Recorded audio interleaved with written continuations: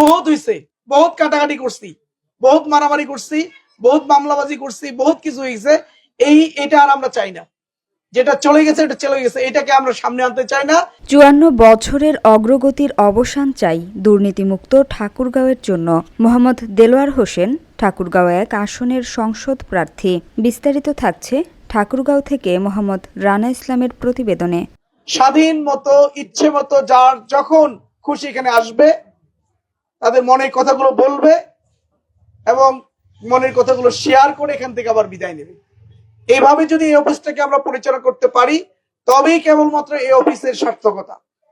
আর যদি শুধুমাত্র এটা অফিস হলো জামাত ইসলামের অফিস, যে জামাত ইসলামী নেতৃবৃন্দ আসতেছে, জামাত ইসলামের কর্মীরা বসতেছে, আর কেউ এখানে বসার সাহসও পাচ্ছে না, সুযোগও পাচ্ছে না, কারো কথা শোনাও হচ্ছে না, তাহলে এই ধরনের অফিসের কোনো প্রয়োজন নেই। কি রাজি আছেন আপনারা? তাহলে এই অফিসটা হবে হলো অত্র এলাকার জনসাধারণের অফিস, সাধারণ মানুষের অফিস। সবাই মনে করবে এই অফিসটা হলো আমার, ঠিক আছে না? এইভাবে যখন এটা তৈরি করতে পারবেন, তাহলে এই অফিসটার সার্থকতা আসবে ইনশাআল্লাহ। আল্লাহ কবুল করুন। আর আগামী দিনে আমরা তো একটা দুর্নীতিমুক্ত, নিরাপদ এবং সমৃদ্ধ ঠাকুরগাঁও গড়ার জন্য আমরা কাজে উদ্যোগ নিয়েছি, তাই না? আমরা চাই আমাদের এই প্রিয় ঠাকুরগাঁকে দুর্নীতি মুক্ত করতে। আপনারা চান?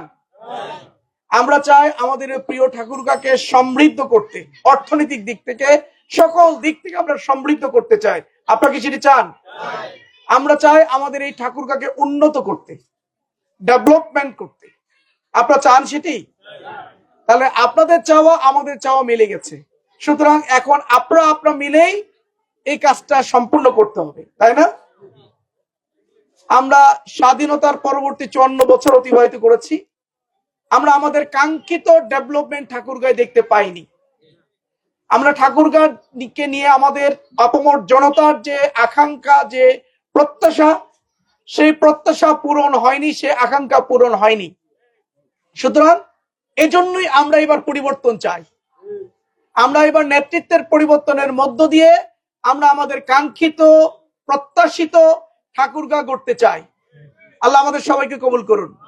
ঠাকুরগাঁও যা প্রয়োজন, যা সমস্যা, আসলে এই জায়গায় যদি সমস্যা বলা হয় তাহলে অনেক সমস্যা আছে, কিন্তু আমি শহরে ঘোরাফেরা করে দেখেছি এই শহরের মধ্যে একটা গুরুত্বপূর্ণ সমস্যা হলো রাস্তাঘাটের সমস্যা, তাই না? এটা পৌরসভা মনে হয় না, এটা গ্রাম মনে হয়। গ্রামের রাস্তার যে অবস্থা, বেহাল দশা, এই পৌরসভার একই বেহাল দশা, তাই না? তবে একটা রাস্তা হচ্ছে, সেটা হলো কালীবাড়ির দিকে। আপাতত আর কোথাও মনে হয় এই মুহূর্তে আমার রাস্তা সংস্কার পৌরসভা চলতেছে, এটা আমার চোখে পড়েনি। চোখে পড়েছে নাকি আপনাদের? একটা রাস্তা হচ্ছে ওই কালীবাড়ি রোডে আর কি। তো ইনশাআল্লাহ ওইটা হয়ে যাক। আমরা ইনশাআল্লাহ আমাদের এই পরিকল্পনা আছে এবং এই রাস্তাগুলোর তালিকা আমরা জমা দিয়েছি। ইনশাআল্লাহ পর্যায়ক্রমে এই রাস্তাগুলো হবে, ইনশাআল্লাহ আমরা করবো এই রাস্তাগুলো ইনশাআল্লাহ। এছাড়াও এই ঠাকুরগাঁর যে সমস্যাগুলো আমরা চিহ্নিত করেছি, ঠাকুরগাঁর যা যা প্রয়োজন আমরা চিহ্নিত করেছি, আমরা ধীরে ধীরে পর্যায়ক্রমে প্রত্যেকটা পদক্ষেপ নেব ইনশাআল্লাহ। আমরা মেডিকেল কলেজ হাসপাতালের জন্য, আমাদের বন্ধ হয়ে যাওয়া বিমানবন্দরের জন্য, আমাদের এখানে ইপিজেড চালুর জন্য, এখানে বিশ্ববিদ্যালয়ের জন্য, এখানে ইঞ্জিনিয়ারিং কলেজের জন্য, এখানে কৃষি কলেজের জন্য, যেগুলো হলে পরে বাংলাদেশের মানচিত্রে ঠাকুরগাঁও একটা উন্নত ঠাকুরগাঁও হিসেবে পরিচিতি লাভ করবে, আমরা সেই কাজগুলো উদ্যোগ নেব ইনশাআল্লাহ। আর সর্বশেষ বলবো, আমরা আরেকটা জিনিস করব, সেটি হলো আমরা হানাহানি, কাটাকাটি, প্রতিহিংসার পরিবর্তে সম্প্রীতির রাজনীতি প্রতিষ্ঠিত করবো এখানে ইনশাআল্লাহ। এটা সবাই চাচ্ছে, এখন যেখানেই যাচ্ছি সেখানেই বলতেছে ভাই আর না, বহুত হয়েছে, বহুত কাটাকাটি করছি, বহুত মারামারি করছি, বহুত মামলাবাজি করছি, বহুত কিছু হয়েছে। এটা আর আমরা চাই না। যেটা চলে গেছে এটা চলে গেছে, এটাকে আমরা সামনে আনতে চাই না। এবার আমরা শান্তিতে চাই, স্বস্তি চাই, শান্তিতে ঘুমাতে চাই ইনশাআল্লাহ। আল্লাহ আমাদের সবাইকে কবুল করুন। আগামী দিন উন্নত, সমৃদ্ধ এবং নিরাপদ ঠাকুরগাঁও করার কাজে আমরা যেন সবাই ঐক্যবদ্ধ ভূমিকা পালন করতে পারি, আল্লাহর কাছে সেই তৌফিক কামনা করে আমার বন্ধুদেরকে আন্তরিকভাবে ধন্যবাদ জানাচ্ছি। এই সময়টা বন্ধুদের জন্য সবচেয়ে সাংসারিক কাজের সময়। বাচ্চা কাচ্চা পড়াশোনা করবে,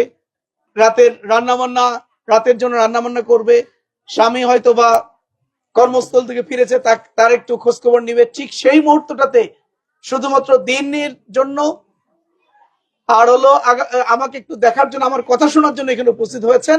এই জন্য বোনদের জন্য আন্তরিকভাবে ধন্যবাদ এবং কৃতজ্ঞতা প্রকাশ করছি এবং আল্লাহর কাছে দোয়া করছি আমার বোনদের এই সময়গুলো আল্লাহ কবুল করে নিন, আমার ভাইদের এই সময়গুলো আল্লাহ কবুল করে নিন, এর উত্তম যা যা আমাদের প্রত্যেকে দান করুন।